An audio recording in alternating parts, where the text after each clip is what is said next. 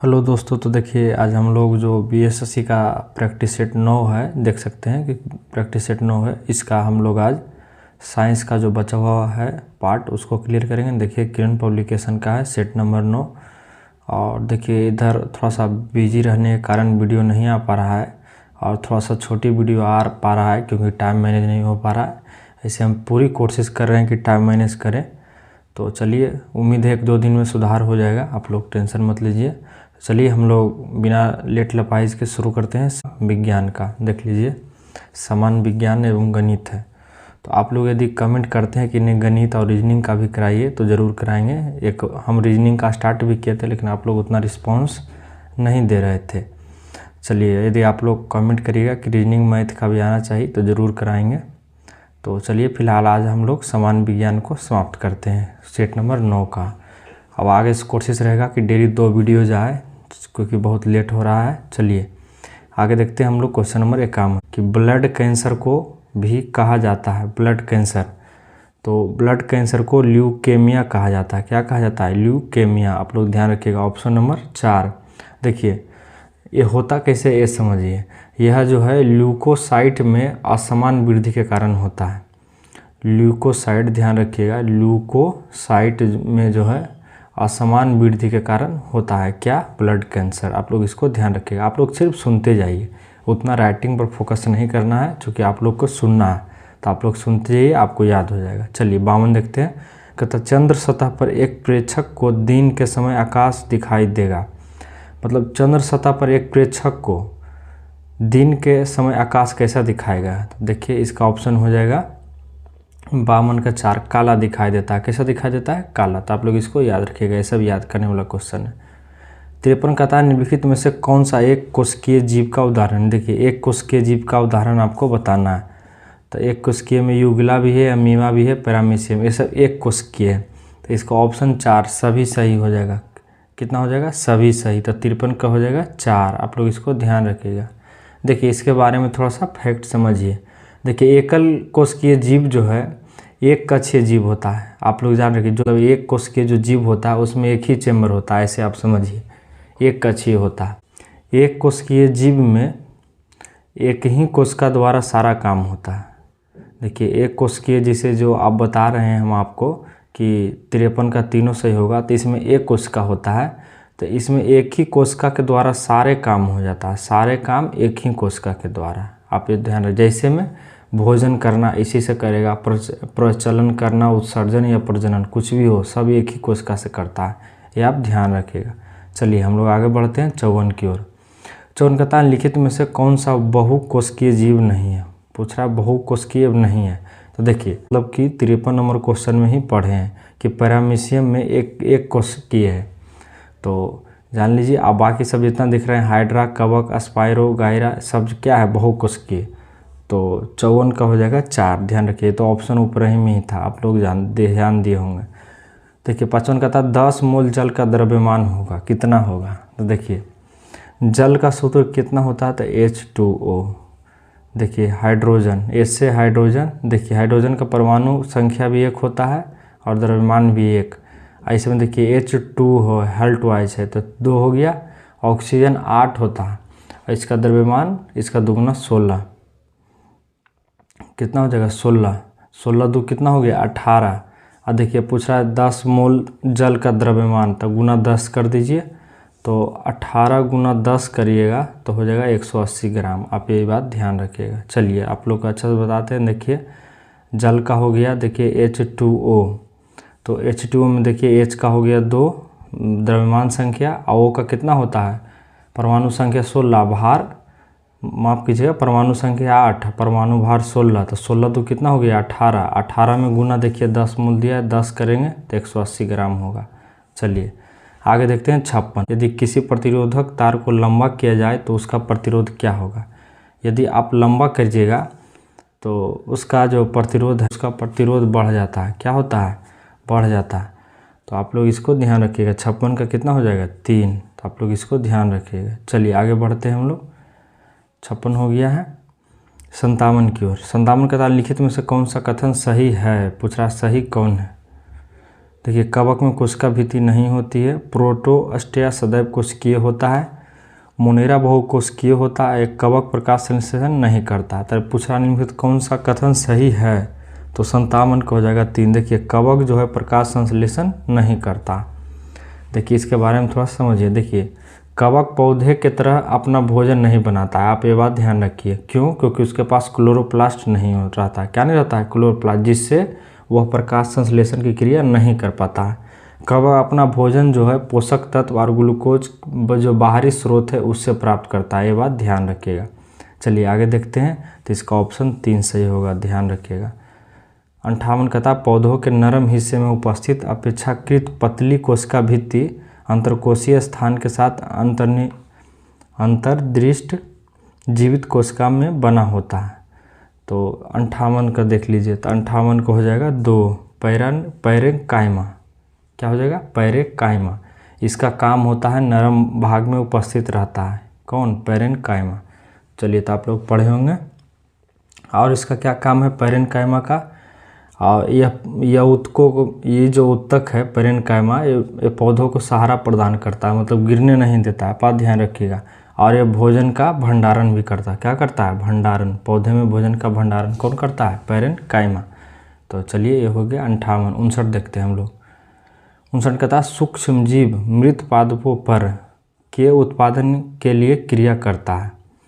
देखिए 59 का, तो 59 का हो जाएगा 3 ह्यूमस। क्या करता है? ह्यूमस। तो देखिए इसके बारे में थोड़ा सा समझिए। देखिए कहता सूक्ष्म मृत पादपों पर के उत्पादन के लिए क्रिया करता है। तो देखिए सूक्ष्म जीव या जिसको आप घटक बोलते हैं, इंग्लिश में बोलेंगे तो डिकम्पोज।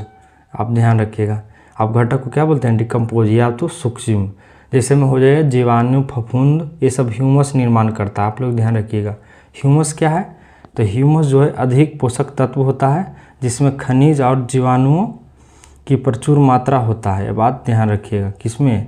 डिकम्पोज में, जो पौधों को वृद्धि में सहायक होता है। ये बात ध्यान रखिएगा। चलिए आगे बढ़ते हैं हम लोग। 60 कहता लिखित में से कौन सा अष्टक नियम के अपवाद को दर्शाता है? अष्टक नियम। तो 60 का हो जाएगा 2 बोरोन। बोरोन जो है अष्टक नियम के अपवाद के रूप को दर्शाता है। ये बात ध्यान रखिएगा। चलिए आगे बढ़ते हैं हम लोग। 61 कहता लिखित में से कौन सा एक विजातीय मिश्रण है? विजातीय। 61 का देख लीजिए। तो 61 का हो जाएगा 2 निलंबन जो है विजातीय है। क्या है? विजातीय। चलिए समझते हैं इसके बारे में, निलंबन के विजातीय के बारे में। तो कहता विजातीय मिश्रण जो है एक मिश्रण है जिसमें पूरे मिश्रण का संश्लेषण एक समान नहीं होता। आप ध्यान रखिए। जिसे कोई भी मिश्रण मिलाएं तो उसका मिश्रण एक समान नहीं मिलता है। ये बात ध्यान रखिएगा। और देख लीजिए प्रलंबन विजातीय मिश्रण है। ये बात ध्यान रखिए। प्रलंबन क्या है? प्रलंबन क्या है? तो विजातीय मिश्रण है। कैसा मिश्रण? विजातीय। आप ये बात ध्यान रखिए। प्रलंबन विजातीय मिश्रण है। तो चलिए इसका वो एग्जाम्पल समझिए। जैसे हम देखिए जल में गाद है, तो आपको देखते होंगे जल में जो गंदगी गाद बैठा रहता है वो साफ दिखाई देता है, वो मिलता नहीं है। उसी तरह रेत या टमाटर कुछ भी, जैसे हम देखिए आप पानी में या कुछ में भी रेत मिला दीजिए तो आपको साफ साफ दिखेगा कि इसमें नहीं मिला हुआ है। तो ये बात ध्यान रखिएगा। जैसे पानी में आप मिला दीजिए टमाटर का रस इत्यादि, तो जैसे आप पानी में टमाटर का रस मिलाइएगा तो आपको स्पष्ट रूप से दिखेगा, मिलेगा नहीं। ये बात इसमें ध्यान रखिएगा। चलिए आगे देखते हैं। यही विजातीय का उदाहरण है। जब किसी अभिक्रिया में एक पदार्थ में ऑक्सीजन का ह्रास होता है तो उसे कहा जाता है, देखिए बोल रहा है ऑक्सीजन का ह्रास होता है, मतलब ऑक्सीजन का कमी होता है, तो इसको बोला जाता है अपचयन। क्या बोला जाता है? अपचयन। आप ये बात ध्यान रखिएगा। देखिए अपचयन या उपचयन क्या होता है ये भी समझिए। अपचयन उपचयन जो है वह प्रक्रिया है जिसमें धनावेश बढ़ जाता है और ऋणावेश कम हो जाता है। ये बात ध्यान रखिएगा। चलिए आगे देखते हैं। 63 कहता है किसी उदासीन विलयन का पीएच मान क्या होता है? उदासीन यानी न्यूट्रल, जिस पे न अम्लीय हो न क्षारीय हो, 7 होता है। कितना होता है? 7। 7 पर यदि कोई चीज़ है तो ना तो वो अम्ल है और ना ही वह क्षार है। तो देखिए आपको पीएच जो वैल्यू है आपको ध्यान रखना है ये बात को कि 0 से 14 के बीच में होता है। समझ गए होंगे आप लोग, उम्मीद है। देखिए 0 से 7 के बीच में होता है क्या चीज़? तो अम्ल, यदि 0 से 7 जिसे किसी का 6 है, pH मान 5 है, तो समझिए अम्लीय है। जितना ही कमते जाएगा 1 2, जितना ही सब कमा समझिए उतना तगड़ा है, और जितना ज़्यादा है समझिए उतना नॉर्मल है। उसी तरह देखिए 7 से 14 के बीच में क्या होता है, क्षारीय। आप लोग इसको भी ध्यान रखिएगा। pH का मतलब क्या होता है, पावर ऑफ हाइड्रोजन, ये बात समझिएगा। चलिए 64 देखते हैं। कहता है लिखित में से किसको किसी तत्व के उस सूक्ष्म कण के रूप में परिभाषित कर सकते हैं जो स्वतंत्र रूप से अस्तित्व में रह सकता है। देखिए स्वतंत्र रूप से अस्तित्व में रह सकता है, 64 का देख लीजिए। तो 64 का हो जाएगा 4 अणु को। देखिए ये स्वतंत्र रूप से अस्तित्व में रह सकता है, कौन, अणु, ये बात ध्यान रखिएगा। चलिए आगे देखते हैं हम लोग क्वेश्चन नंबर 65। कहता है एक ऊष्माशोषी प्रतिक्रिया क्या है, ऊष्माशोषी, ध्यान रखिएगा, पूछ रहा है ऊष्माशोषी, तो इसका हो जाएगा प्रतिक्रिया जिसमें ऊष्मा अवशोषित होता है। अवशोषित मतलब ऑब्जर्व कर लेना, आप लोग समझ गए होंगे, अपनी ओर खींच लेना। चलिए 65 हो गया। 66 देखते हैं। कहता है लिखित में से ध्वनि स्वरमान या पिच को निर्धारित करता है। ध्वनि जो है आवृत्ति को, किसको, आवृत्ति को निर्धारित करता है। 66 का 2 देखिए आवृत्ति का किस में मापते हैं, तो हर्ट्ज में, HZ जिसको बोला जाता है हर्ट्ज में मापते हैं। किस में, हर्ट्ज में। तो इसको भी आप लोग थोड़ा सा ध्यान रखिए, आवृत्ति को हर्ट्ज में मापा जाता है। चलिए हम लोग 67 की ओर बढ़ते हैं। कहता है अति शीतलन, सुपर कूलिंग, किस द्रव को शीतलन करना होता है, सुपर कूलिंग पूछ रहा है। तो देखिए सुपर कूलिंग जो है हिमनांग के नीचे होता है। किसके नीचे, हिमनांग के, बर्फ़ जलने से, मतलब बर्फ़ जमने से पहले। तो 67 का कितना हो जाएगा, देख लीजिए ऑप्शन नंबर 2 67 का हो जाएगा। चलिए आगे देखते हैं, आओ इसके बारे में थोड़ा सा समझते हैं। देखिए अति शीतलन की आपको पूछेगा खोज कब हुआ था, तो इसका जो खोज है 1724 में ही हो गया था। किसने किया था, तो फ़ारेनहाइट ने। किसने, फ़ारेनहाइट, वैज्ञानिक का नाम है, आप लोग ध्यान रखिएगा, वो नापने वाला है, उन्हीं के नाम पे रखा गया। चलिए आगे बढ़ते हैं हम लोग क्वेश्चन नंबर 68 की ओर। कहता है यदि किसी वस्तु पर लगाए गए बल की दिशा वस्तु की गति के विपरीत दिशा में हो तो वस्तु क्या होगा। तो दिशा में हो तो वस्तु की गति कम हो जाएगी। जानते हैं कि विपरीत दिशा में धक्का लगाएंगे तो वस्तु की गति हमेशा कमेगी। आप लोग ध्यान, जैसे कोई इधर से आ रहा है, आप इधर से धक्का लगाइएगा, मान लीजिए इधर से स्पीड में आ रहा है, आप इधर से धक्का लगा रहे हैं, तो ये निश्चित बात है कि उस पर प्रभाव पड़ेगा। भले ही उसका स्पीड 60 हो, आपका मान लीजिए 50 ही हो, तो आप धक्का लगाइएगा एग्जाम्पल के मतलब, तो उसका तो ज़रूर घटेगा, क्योंकि आप भी इधर से पावर लगा रहे हैं, वो भी लगा रहे हैं। ये बात समझने वाली है, फैक्ट। चलिए 69 देखिए। कहता बायोफ्राइटा को प्रायः उभयचर पादप क्यों कहा जाता है। देखिए उभयचर पहले किसको कहते हैं, जो जल और स्थल दोनों में पाया जाता है। तो 69 को हो जाएगा कितना, बी। देखिए ब्रायोफाइटा जो है छोटा पौधा होता है तथा ये जमीन या पेड़ के तंतुमय राइजोडस द्वारा जुड़ा होता है। आप लोग इसको ध्यान रखिएगा। चलिए 69 का हो गया है।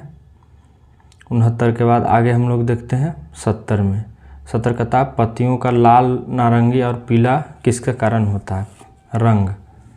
तो 70 का देख लीजिए, 70 का हो जाएगा 4 केरोटिनॉइड्स के कारण। किसके कारण, केरोटिनॉइड्स। देखिए सब याद करने वाला क्वेश्चन है, तो आप लोग इसको याद रखिए। 71 आ जाता है। कहता निम्नलिखित में से कौन सा पादप कीटभक्षी नहीं है, कीटभक्षी नहीं है, कौन नहीं है। तो 71 का हो जाएगा 4 कस्कूटा। कौन, कस्कूटा। तो इस भी याद रखिएगा, पूछ रहा है कौन कीटभक्षी नहीं है। चलिए आगे आते हैं हम लोग 72 की ओर। 72 का तारा किस ग्रह को सांझ या भोर का तारा के नाम से भी जाना जाता है। तो सांझ या भोर का किसको कहते हैं, शुक्र को।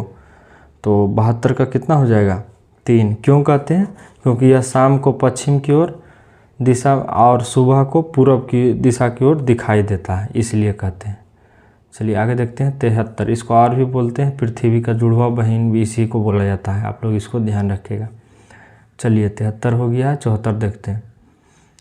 चलिए 73 देखते हैं। हम लोग 72 अभी देख चुके हैं। 73 देखिए। कहता पूर्व से पश्चिम की ओर परिक्रमा काल वाले ग्रह कौन है, जो पूर्व से पश्चिम की ओर घूरता है, कौन है। तो 73 का हो जाएगा 2 यूरेनस। कौन हो जाएगा, यूरेनस। देखिए यह आकार में तीसरा बड़ा ग्रह है, ये भी ध्यान रखिएगा। और यह सूर्योदय पश्चिम में और सूर्यास्त पूर्व की ओर होता है इसका, और यह लेटा हुआ भी ग्रह है क्योंकि ये अपने धुरी पे बहुत ज़्यादा झुका हुआ है। चलिए 74 आ जाते हैं। कहता है ठोस में किस प्रकार का तरंग संचरण करता है। ठोस में तो 74 का देखिए, ठोस में पूछ रहा है किस तरह का तरंग संचरण करता है, तो इसका हो जाएगा 3, या तो अनुदैर्ध्य या अनुप्रस्थ तरंग, ये बात ध्यान रखिएगा। चलिए 73 का हो गया, 74 का 3। 75 में हम लोग आ जाते हैं। 75 कहता है टेलीफोन लाइन को कंप्यूटर से किस माध्यम से जोड़ा जाता है। देखिए आप लोग ध्यान देंगे, मोडम से। किससे? मोडम जो इस तरह का आकार का रहता है, आपको इससे कंप्यूटर से कम्युनिकेशन कर सकते हैं, बात भी कर सकते हैं, इंटरनेट भी चला सकते हैं लैपटॉप में या कंप्यूटर में। आपके समय में नहीं, थोड़ा सा पहले के समय में मॉडर्न बहुत प्रचलित था, जिसको कंप्यूटर में चलाना रहता था।